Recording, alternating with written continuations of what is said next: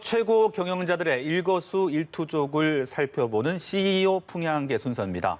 이번 주는 현대차 그룹의 총수에 오른 정의선 회장과 한국 기업인으론 처음으로 스가 일본 총리를 만난 신동빈 롯데그룹 회장 등의 소식을 배삼진 한지희 기자가 전해드립니다.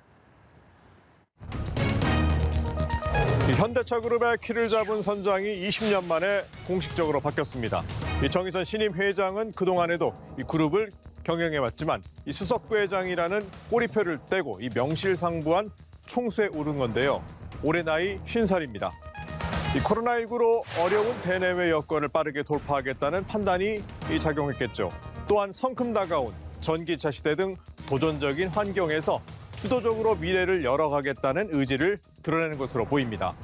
수석부회장으로 있었던 2년간 이 현대차그룹의 체질은 많이 달라졌습니다. 이 수평적인 조직 문화를 만들고 이 순혈주의를 타파하는 데도 나섰죠.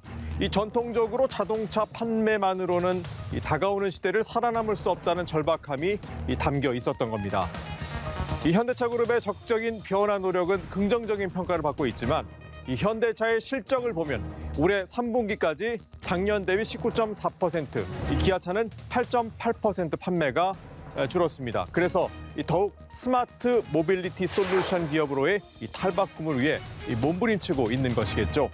이 자동차와 비행체 등 이동 수단을 연결하고 이 자율주행 실현을 통해 이 새로운 모빌리티 플랫폼 시대를 대비해야 합니다.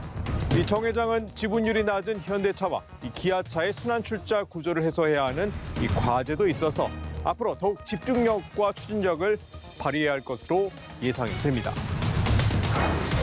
신동빈 롯데그룹 회장이 우리나라 기업인으로는 처음으로 스가 요시히데 일본 총리를 만났습니다.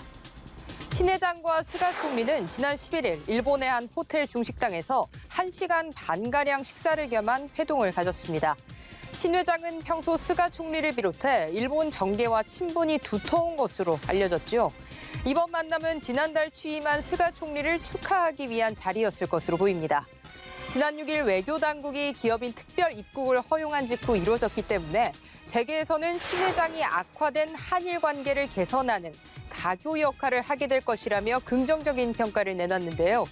물론 스가 총리가 관광 활성화에 역점을 두고 있고 롯데가 유통과 면세점 등 계열사를 둔 만큼 사업에 대한 논의가 이루어졌을 가능성도 있습니다.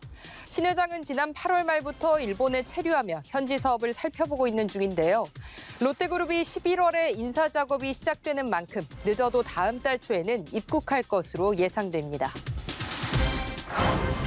6박 7일간 네덜란드와 스위스 등 유럽 출장을 마치고 이재용 삼성전자 부회장이 귀국했습니다.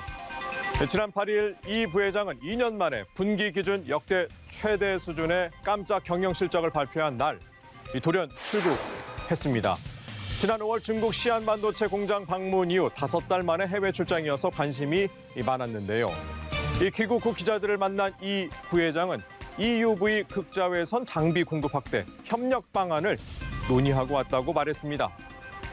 파운드리 1위 대만 TSMC와 기술 경쟁을 벌이고 있는 삼성 입장에서는 고성능 EUV 장비의 안정적인 확보가 중요한데 이 장비를 만드는 네덜란드 노광 장비 회사 ASML의 최고 경영자를 만나서談判에 나선 것으로 해석됩니다.